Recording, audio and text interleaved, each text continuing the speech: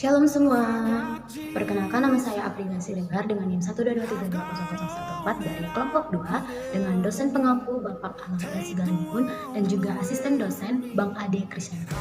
Di sini saya akan mempresentasikan mengenai materi ke-7 yang bertopik tentang emosi. Apa sih emosi? Jadi teman-teman, emosi merupakan suatu perasaan intens yang dimana biasanya ditujukan kepada seseorang atau memiliki interaksi terhadap seseorang dan juga suatu kejadian yang terjadi. Dalam umat Kristiani, emosi dipahami sebagai bagian dari ciptaan Tuhan yang dimana menunjukkan keberadaan manusia sebagai makhluk yang hidup dan juga berjiwa. Emosi dalam kehidupan orang Kristen tidak hanya dipandang sebagai respon alami terhadap situasi tertentu, tetapi sebagai sesuatu yang perlu diarahkan sesuai dengan kehendak Tuhan. Oke, lanjut ke pembahasan selanjutnya. Dalam umat Kristiani, ada yang dinamakan dimensi kesehatan emosi, yang dimana dibagi menjadi beberapa bagian. Yang pertama itu adalah kesadaran emosional. Kenapa kesadaran emosional ini penting? Karena teman-teman, kesadaran emosional ini merupakan suatu kemampuan yang dimana kita untuk mengenali dan juga memahami emosi yang kita rasakan. Nah, dalam Alkitab dikatakan pada Mazmur 139 ayat 23-24 berkata, "Selidikilah aku, ya Allah, dan kenalkan hatiku. Ujilah aku dan kenalkan pikiran-pikiran." Di sini diajarkan bahwasannya dalam Mazmur 139 ayat 23-24 ini bahwasannya penting mengenali dan juga mengenali keadaan hati dan juga membawa semua emosi itu kepada Tuhan. Nah, jadi teman-teman di Mazmur 139 ini diajarkan bahwasannya kita perlu mengenali emosi kita. Dan juga teman-teman pada 1 Petrus 5 ayat 7, orang Kristen diajak untuk tidak menekan atau menyangkal suatu emosi, tetapi untuk menyadari bahwasannya emosi itu perlu kita serahkan kepada Tuhan. Melalui apa? Yaitu melalui doa. Nah, bagian kedua ada yang disebut sebagai manajemen emosi. Kenapa manajemen emosi itu termasuk dimensi kesehatan emosi? Karena memang ini sangat penting teman-teman. Di mana dimensi emosi ini merupakan suatu kemampuan untuk mengendalikan respon emosional agar tidak merugikan diri sendiri dan juga merugikan orang lain. Dalam firman Tuhan berkata pada Efesus 4 ayat 26-27, "Apabila kamu menjadi marah, janganlah kamu berbuat dosa." Jadi teman-teman perlu mengendalikan emosi, terutama amarah. Agar apa? Agar tidak berbuat dosa. Jadi pada Galatia 5 ayat 22-23 juga diajarkan bahwa situ kan mengenai buah-buah roh yang dimana itu adalah penguasaan diri di bagian terakhir. Jadi teman-teman, ketika kita melakukan hal itu, penguasaan diri terhadap kita sendiri, maka kita bisa menguasai emosi kita. Maka kita bisa mengontrol emosi kita. Jadi perlu juga penguasaan diri. Jadi pada Galatia 5 ayat 22-23, pada penguasaan diri ini penting bagi kita juga. Oke, lanjut lagi yang bagian ketiga. Yang bagian ketiga itu ada disebut sebagai resiliensi emosional. Apa itu resiliensi emosional? Jadi teman-teman, resiliensi emosional itu merupakan suatu kemampuan yang dimana bisa bangkit kembali dari situasi sulit, dari ketika kita menghadapi situasi sulit atau menghadapi suatu tantangan yang terpacu dalam emosional. Pada Filipi 4 ayat 13 berbunyi, "Segala perkara dapat kutanggung di dalam Dia yang memberi kekuatan kepadaku." Dalam firman Tuhan ini, dalam ayat ini mengajarkan bahwa segala situasi, segala keadaan dan juga segala tantangan yang kita hadapi ketika kita menyerahkan itu kepada Tuhan, maka kita menemukan jalan dari Tuhan.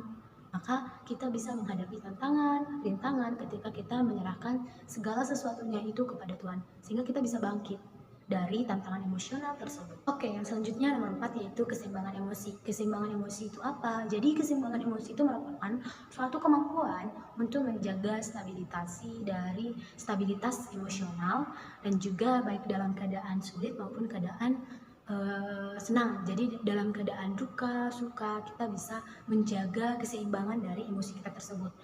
Nah, orang Kristen juga diajak untuk tetap bersukacita dalam segala keadaan.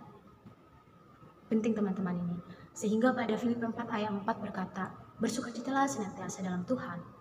Nah, firman Tuhan ini mengajarkan bahwasanya ketika kita menghadapi suatu tantangan, ketika kita dalam suka maupun duka, jadi teman-teman bukan hanya suka doang kita bersukacita, tetapi maupun suka maupun duka kita perlu bersukacita. Itulah yang dinamakan keseimbangan emosional.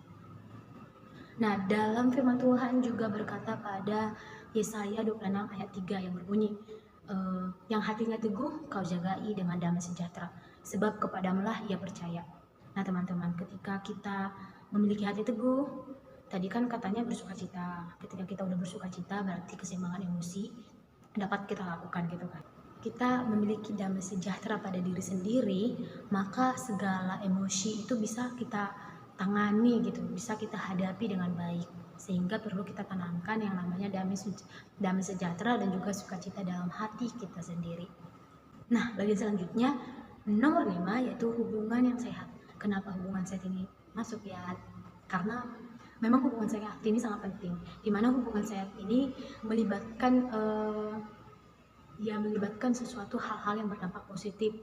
Ya, bisa menjaga kehidupan kita juga, menjaga emosional kita, sehingga pada Matius 22 ayat 39 berkata, kasihilah sesama manusia seperti dirimu sendiri. Jadi teman-teman, pernah Bapak Alamta mengajarkan bahwasanya kita perlu mengasihi musuh. Jadi teman-teman, sebenarnya umat Kristen itu tidak diajarkan memiliki musuh, tetapi umat Kristiani itu diajarkan untuk mengasihi musuh. Tapi teman-teman, kita nggak perlu memiliki musuh harusnya. Jadi musuh aja kita kasihi, jadi nggak penting, jadi nggak perlu bermusuh-musuh gitu kan. Jadi kasihilah sama manusia seperti mengasihi dirimu sendiri. Kasih diri sendiri dulu baru mengasihi orang lain.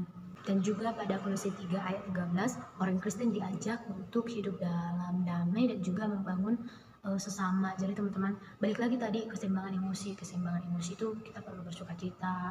Terus lagi hubungan yang sehat itu kita harus mengasihi orang lain dan juga mengasihi musuh gitu. Jadi penting bahwasanya kita tuh harus menjaga yang namanya hidup dalam damai sejahtera. Teman-teman, karena tadi sudah menjelaskan tentang dimensi kesehatan dalam emosi, sekarang kita masuk ke bagian jenis-jenis emosi.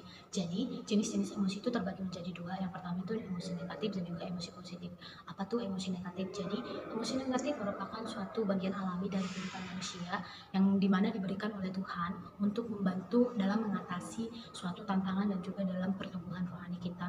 Emosi negatif ini juga tidak harus dihindari, tetapi harus dikelola dengan baik. Dengan cara apa? Yang pertama tuh pengendalian diri, yang kedua dengan berdoa, dan tiga penyerahan kepada Tuhan. Sehingga kita bisa mengendalikan emosi dari berlaku emosi negatif tersebut. Penjelasan mengenai pengertian dari emosi negatif. Jadi emosi negatif itu terbagi menjadi 6. Yang pertama itu ada amarah, ada kesedihan, ada ketakutan, ada rasa bersalah, iri hati, dan juga kecemasan. Yang pertama kita bahas mengenai amarah. Apa sih amarah? Jadi teman-teman, amarah itu merupakan suatu emosi yang muncul ketika seseorang tidak diperlakukan adil mungkin. Sebenarnya amarah ini tidak baik teman-teman. Jadi kita perlu harus pengontrolan diri dalam amarah, sehingga sebenarnya amarah itu manusiawi, tetapi harus dikendalikan agar tidak mengarah pada hal berbuat dosa, hal-hal negatif lain. Dalam Efesus 4 ayat 26 sampai 27 berkata, apabila kamu menjadi marah, janganlah kamu berbuat dosa. Jadi teman-teman, amarah ini perlu kita kontrol, kita kendalikan supaya kita tidak berbuat dosa. Yang selanjutnya yaitu mengenai kesedihan. Apa sih kesedihan? Jadi kesedihan itu kadang dibikin suatu respons ketika kita merasa kehilangan gitu. Misal ketika kita kehilangan seseorang yang kita cintai, orang yang sangat kita banggakan, orang yang sangat kita sayangi gitu. Jadi konsep kesedihan ini mungkin bisa mengarah ke tersebut. Tetapi kesedihan ini merupakan suatu bagian dari hidup kita. Jadi ini kesedihan tidak boleh dihilangkan, karena kan maupun suka maupun duka, hal tersebut pasti kita jalani dalam kehidupan kita sehari-hari. Yang ketiga, ketakutan. Jadi ketakutan itu mungkin contohnya ketika dalam menghadapi sesuatu pencobaan atau dalam menghadapi suatu ujian gitu. Ketika kita menghadapi ujian, kita belum siap, jadinya kita takut gitu teman-teman. Jadi sebenarnya dalam ketakutan ini, ketika kita menyerahkan kepada Tuhan, segala ketakutan, ketakutan kita dan keraguan kita itu pasti bakal dibantu oleh Tuhan. Nah, selanjutnya bagian keempat itu adalah rasa bersalah. Rasa bersalah ini mungkin kadang emosi ini muncul ketika seseorang ini melakukan kesalahan kepada orang lain gitu. Ketika dia membuat kesalahan kepada orang lain, jadinya dia memiliki rasa bersalah. Rasa bersalah yang sehat itu sebenarnya adalah membawa diri kita kepada pertobatan dan juga pembaruan hati. Ketika kita merasa bersalah kepada orang lain, kita harus meminta maaf. Terus kita harus mengintrospeksi diri dan juga mengubah hal tersebut. Ketika kita udah memiliki salah kepada orang lain, kita tidak boleh mengulangi hal tersebut. Yang selanjutnya adalah iri hati. Jadi teman-teman, iri hati itu merupakan dosa. Jadi umat Kristiani tidak diajarkan untuk melakukan iri hati karena itu bisa merusak hati orang lain, bahkan merusak hati kita sendiri. Sehingga pada Amsal 14 ayat 30 berbunyi, hati yang tenang menyegarkan tubuh, tetapi iri hati membusukkan tulang. Ayat ini sudah jelas ya teman-teman, bahwasanya ketika kita memiliki hati yang segar, hati yang baik, maka tubuh kita segar. Tetapi kalau kita memiliki hati yang tidak baik, pasti kita tidak tenang, pasti kita bakal ada kerisauan dan juga kecemasan gitu. Sehingga umat Kristiani itu diajarkan untuk bersyukur. Ketika kita diajarkan untuk bersyukur, apapun yang kita punya akan iri terhadap orang lain ketika kita sudah berusaha untuk bersyukur. Nah, bagian terakhir itu adalah mengenai kecemasan. Jadi teman-teman, kecemasan ini mungkin muncul ketika misal kita bikin aja contohnya dalam kekhawatiran masa depan. Misal saya sendiri nih, mungkin saya cemas gara-gara ini nih udah semester 5 tapi belum ada progres untuk tugas akhir atau untuk memperdalam materi, padahal udah di akhir semester. Tetapi firman Tuhan mengajarkan bahwasanya kita tidak perlu cemas ketika kita menyerahkan segala sesuatunya kepada Tuhan, maka Tuhan akan membantu kita. Tuhan tidak pernah meninggalkan kita, teman-teman. Jadi pada Filipi 4 ayat 6-7 mengatakan, janganlah hendaknya kamu khawatir tentang apapun juga.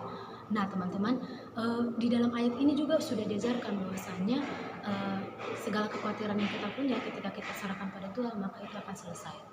Nah selanjutnya mengenai pembahasan emosi positif.